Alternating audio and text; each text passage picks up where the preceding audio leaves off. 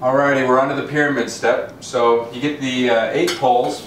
Now 4 of them are different. 4 of them are two-sided. 4 of them have one receiver side. Start with the receiver poles and they're going to go in the corners.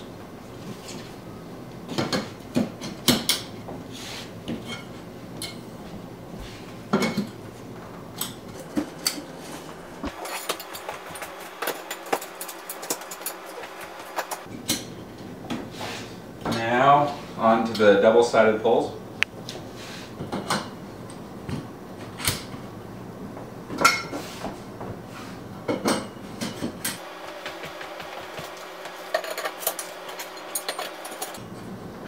The next step, you'll see 2 crown pieces. These actually connect together. One will have a screw with it.